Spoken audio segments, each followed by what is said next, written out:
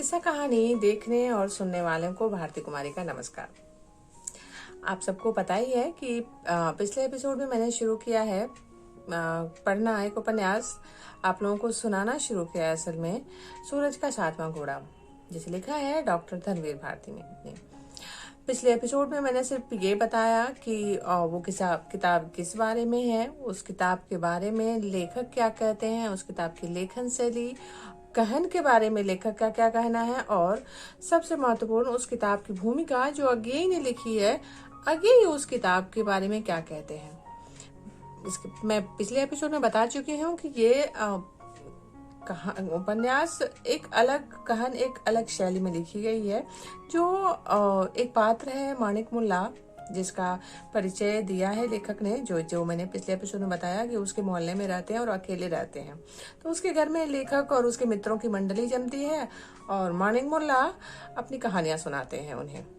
तो ये उपन्यास मानिक मुल्ला द्वारा सुनाई गई कहानियों का संकलन है, जिसे लेखक ने लिखा है, लेखक डॉक्टर धर्मवीर भारती ने लिखा है, और मैं भारती कुमारी आप सबको सुनाने ला रही हूँ।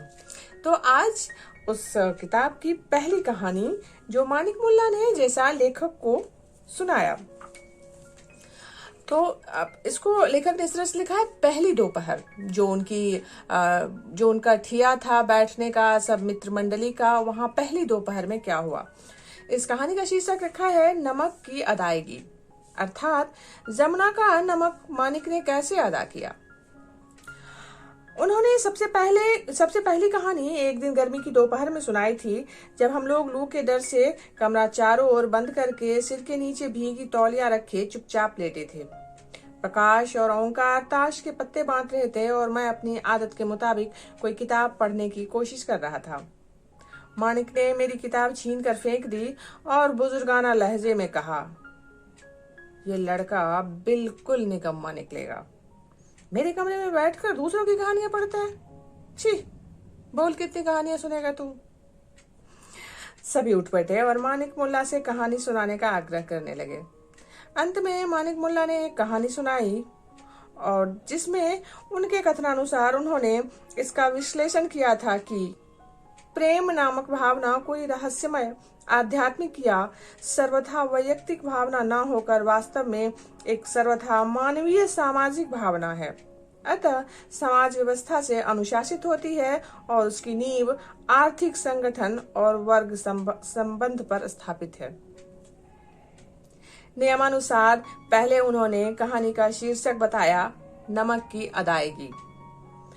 इस शीर्षक पर उपन्यास सम्राट प्रेमचंद के नमक का दारोगा का काफी प्रभाव मालूम पड़ता था, पर कथा वस्तु सर्वथा मौलिक थी। तो कहानी इस प्रकार थी। मानिक मुल्ला के घर के बगल में एक पुरानी कोठी थी, जिसके पीछे छोटा अहाता था। अहाते में एक गाय रहती थी, कोठी में एक लड़की का नाम जमुना था, गाय का नाम मालूम नहीं। गाय बूढ़ी थी, रंग लाल था, सींग नुकीले थे। लड़की की उम्र 15 साल की थी, रंग गेहुआ था, बढ़िया पंजाबी गेहूं, और स्वभाव मीठा, हंसमुख और मस्त। मानिक, जिनकी उम्र सिर्फ 10 बरस की थी, उसे जमुनिया कहकर भागा करते थे, और वो बड़ी होने के नाते जब कभी मानिक को पकड़ पाती थी तो उसके दोनों कान उमेटती और मौके बेमौके चुटकी काट कर इनका सारा बदन लाल कर देती। मानिक मुल्ला निस्तार की कोई राह न पाकर चीखते थे, माफी मांगते थे और भाग जाते थे। लेकिन जमुना के दो काम मानिक मुल्ला के सुपुर्द थे। इलाहाबाद से निकलने वाली जितनी सस्ती किस्म की प्रेम कहानियों की पत्रिकाएं होती थी, वे जमुना उन्हीं से मंगवाती थी, और शहर के किसी भी सिनेमा घर में अगर नई तस्वीर आई तो उसके गाने की किताब भी मानिक को ही खरीद कर लानी पड़ती थी। इस तरह जमुना का घरेलू पुस्तकालय दिनों दिन बढ़ता जा रहा था। समय बीतते कितनी देर लगती है। कहानियां पढ़ते पढ़ते, सिनेमा के गीत याद करते करते जमुना 20 बरस की हो गई और मानिक 15 के। और भगवान की माया देखो कि जमुना का ब्याह ही कहीं तय नहीं हुआ। वैसे बात चली थी, पास ही रहने वाले महेसर दलाल के लड़के तन्ना के बारे में सारा मोहल्ला कहा करता था कि जमुना का ब्याह इसी से होगा, क्योंकि तन्ना और जमुना में बहुत पटती थी। तन्ना जमुना की बिरादरी का भी था, हालांकि कुछ नीचे गोद का था, पर सबसे बड़ी बात यह थी कि महेसर दलाल से सारा मोहल्ला डरता था। महेश्वर बहुत ही झगड़ालू, घमंडी और लंपट था। तन्ना उतना ही सीधा, विनम्र और सच्चरित्र, और सारा मोहल्ला उसकी तारीफ करता था। लेकिन जैसा पहले कहा जा चुका है कि तन्ना थोड़े नीचे गोद का था और जमुना का खानदान सारी बिरादरी में खरे और ऊंचे होने के लिए प्रख्यात था। अतः जमुना की माँ की राय नहीं पड़ी। क्योंकि जमुना के पिता बैंक में साधारण क्लर्क मात्र थे और तनख्वाह से क्या आता जाता था। तीज, त्योहार, मुड़न, देव काज में हर साल जमा रकम खर्च करनी पड़ती थी। अतः जैसी मध्यम श्रेणी के कुटुंब में पिछली लड़ाई में हुआ था, बहुत जल्दी सारा जमा रुपया खर्च हो गया और शादी के लिए कानी कौड़ी नहीं बची। और बेचारी जमुना तन्ना से बातचीत टूट जाने के बाद खूब रोई, फिर आंसू पोंछे, फिर सिनेमा के नए गीत गाए, और इस तरह से होते होते एक दिन 20 की उम्र को भी पार कर गई जमुना। और मानिक का ये हाल कि ज्यों ज्यों जमुना बढ़ती जाए, त्यों त्यों वह इधर उधर दुबली मोटी होती जाए, और ऐसी कि मानिक को भली भी लगे और बुरी भी। लेकिन एक उसकी बुरी आदत पड़ गई थी कि चाहे मानिक मुल्ला उसे चिढ़ाए या ना चिढ़ाए, वह उन्हें कोने अतरे में पाते ही इस तरह दबोचती थी कि मानिक मुल्ला का दम घुटने लगता था, और इसीलिए मानिक मुल्ला उसकी छां से कतराते थे। लेकिन किस्मत की मार देखिए, उसी समय मोहल्ले में धर्म की लहर चल पड़ी, और तमाम औरतें जिनकी लड़कियां अनब्याही रह गई थी, जिनके पति हाथ से बेहाथ हुए जा रहे थे, जिनके लड़के लड़ाई में चले गए थे, जिनके जेवर बिक गए थे, जिन पर कर्ज हो गया था, सभी ने भगवान की शरण ली और कीर्तन शुरू हो गए, कंठियां ली जाने लगी। मानिक की भाभी ने भी हनुमान चौतरा वाले ब्रह्मचारी से कंठी ली और नियम से दोनों वक्त भोग लगाने लगी, और सुबह शाम पहली टिक्की गौ माता के नाम की सेकने लगी। घर में गऊ थी नहीं, अतः कोठी की बूढ़ी गाय को वो टिक्की दोनों वक्त खिलाया करती थी। दोपहर को मानिक स्कूल चले जाते थे, दिन का वक्त रहता था तो भाभी खुद जाकर चादर ओढ़कर गाय को रोटी खिला आती थी, पर रात को मानिक मुल्ला को ही जाना पड़ता था। गाय के अहाते के पास जाते हुए मानिक मुल्ला की रूह कांपती थी। जमुना का कान खींचना उन्हें अच्छा नहीं लगता था, और अच्छा लगता भी था। अतः डर के मारे राम का नाम लेते हुए खुशी खुशी वे गैया के हाथे की ओर जाया करते थे। एक दिन ऐसा हुआ कि मानिक मुल्ला के यहाँ मेहमान आए और खाने पीने में ज्यादा रात बीत गई। मानिक सो गए तो उनकी भाभी ने उन्हें जगाकर टिक्की दी और कहा, गैया को दे आओ। मानिक ने काफी बहानेबाजी की, लेकिन उसकी एक ना चली। अंत में आंख मलते मलते अहाते के पास पहुंचे तो क्या देखते हैं कि गाय के पास भूसे वाली कोठरी के दरवाजे पर कोई छाया बिल्कुल कफन जैसे सफेद कपड़े पहने खड़ी है। इनका कलेजा मुंह को आने लगा, पर इन्होंने सुन रखा था कि भूत प्रेत के आगे आदमी को हिम्मत बांधे रहना चाहिए और उसे पीठ नहीं दिखलानी चाहिए, वरना उसी समय आदमी का प्राणांत हो जाता है। मानिक मुल्ला सीना ताने और कांपते हुए पांवों को संभाले हुए आगे बढ़ते गए और वो औरत वहां से अदृश्य हो गई। उन्होंने बार बार आंखें मलकर देखा, वहां कोई नहीं था। उन्होंने संतोष की सांस ली, गाय को टिक्की दी और लौट चले। इतने में उन्हें लगा कि कोई उनका नाम लेकर पुकार रहा है। मानिक मुल्ला भली भांति जानते थे कि भूत प्रेत मोहल्ले भर के लड़कों के नाम जानते हैं, तो उन्होंने रुकना सुरक्षित नहीं समझा। लेकिन आवाज नजदीक आती गई और सहसा किसी ने पीछे से आकर मानिक मुल्ला का काल पकड़ लिया। मानिक मुल्ला गला फाड़कर चीखने ही वाले थे कि किसी ने उसके मुख पर हाथ रख दिया। वे स्पर्श को पहचानते थे, जमुना। लेकिन जमुना ने कान नहीं उमे थे। कहा, चले आओ। मानिक मुल्ला बेबस थे, चुपचाप चले गए और बैठ गए। अब मानिक भी चुप और जमुना भी चुप। मानिक जमुना को देखे, जमुना मानिक को देखे, और गाय उन दोनों को देखे। थोड़ी देर बाद मानिक ने घबरा कर कहा, हमें जाने दो जमुना। जमुना ने कहा, बैठो, बातें करो ना मानिक, बड़ा मन घबराता है। मानिक फिर बैठ गए। अब बात करें तो क्या करें।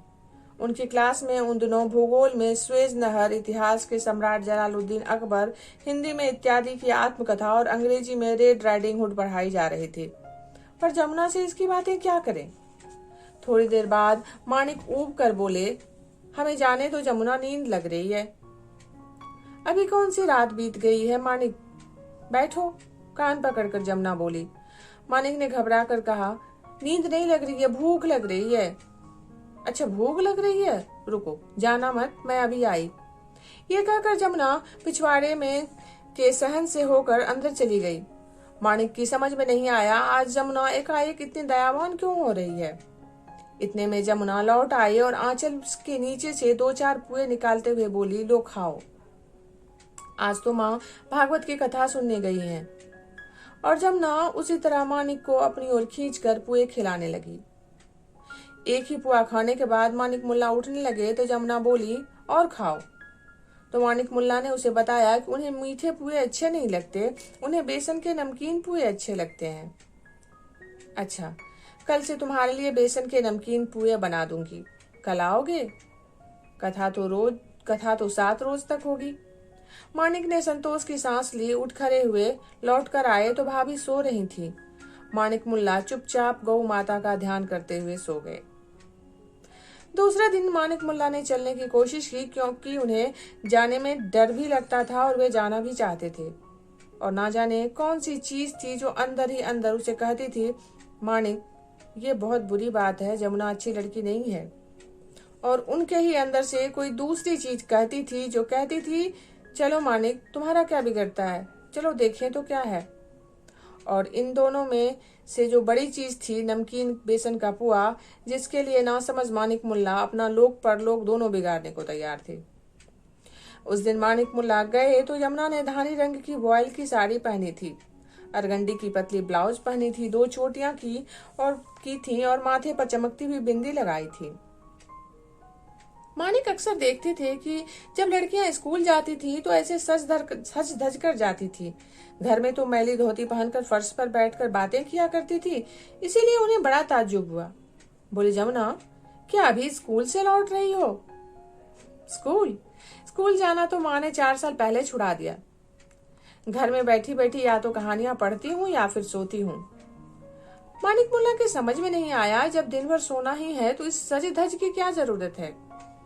माणिक मुल्ला आश्चर्य से मुंह खोले देखते रही कि जमुना बोली, आंख फाड़ फाड़ कर क्या देख रहे हो? असली जर्मनी की अरगंडी है, चाचा कलकत्ते से लाए थे, ब्याह के लिए रखी थी। ये देखो, छोटे छोटे फूल भी बने हैं। माणिक मुल्ला को बहुत आश्चर्य हुआ। उस अरगंडी को छूकर जो कलकत्ते से आई थी, असली जर्मनी की थी और जिस पर छोटे छोटे फूल बने थे। माणिक मुल्ला जब गाय को बेसन टिक्की खिला चुके तो जमुना ने बेसन के नमकीन पुए निकाले, मगर कहा, पहले बैठ जाओ तब खिलाएंगे। माणिक चुपचाप चलने लगे। जमुना ने छोटी सी बैटरी जला दी, पर माणिक मारे डर के कांप रहे थे। उन्हें हर क्षण यही लगता था कि भूसे में से अब सांप निकला, अब बिच्छू निकला, अब कांतर निकली। रूंधते गले से बोले, हम खाएंगे नहीं, हमें जाने दो। जमुना बोली, कैथे की चटनी भी है। अब माणिक मुल्ला मजबूर हो गए। कैथा उन्हें विशेष प्रिय था। अंत में सांप बिच्छू के भय का निरोध करके वे किसी तरह बैठ गए। और फिर वही आलम कि यमुना को माणिक चुपचाप देखें और माणिक को जमुना और गाय इन दोनों को। यमुना बोली, कुछ बात करो ना माणिक। जमुना चाहती थी कि माणिक कुछ उसके बारे में, उसके कपड़ों के बारे में बात करे, पर जब माणिक नहीं समझे तो वो खुद बोली, माणिक, यह कपड़ा अच्छा है? बहुत अच्छा है जमुना, माणिक बोले। पर देखो, तन्ना है ना, वही अपना तन्ना, उसी के साथ जब बातचीत चल रही थी तभी चाचा कलकत्ते से ये कपड़ा लाए थे। 500 रुपए के कपड़े थे।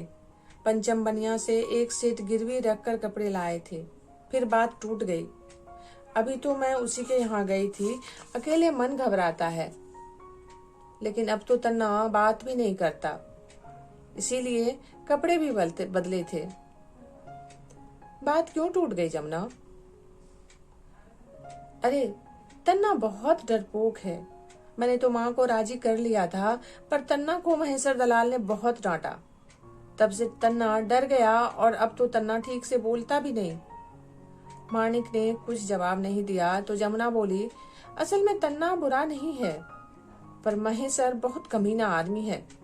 और जब से तन्ना की माँ मर गई तब से तन्ना बहुत दुखी रहता है। फिर सहसा जमुना ने स्वर बदल दिया और बोली, लेकिन फिर तन्ना ने मुझे आशा में क्यों रखा माणिक? अब मुझे ना खाना अच्छा लगता है ना पीना। स्कूल जाना छूट गया। दिन भर रोते रोते बीतता है। हाँ माणिक? उसके बाद वो चुपचाप बैठ गई। माणिक बोले, तन्ना बहुत डरपोक था, उसने बड़ी गलती की। तो जमुना बोली, दुनिया में यही होता आया है। और उदाहरण स्वरूप उसने कई कहानियां सुनाई जो उसने पढ़ी थी या चित्रपट पर देखी थी। आज इस उपन्यास का की जो ये पहली कहानी थी, इसे यहीं विराम देते हैं। जल्दी ही मिलूंगी आपसे इस कहानी के अगले भाग के साथ। तब तक आप जुड़े रहिए किस्सा कहानी से।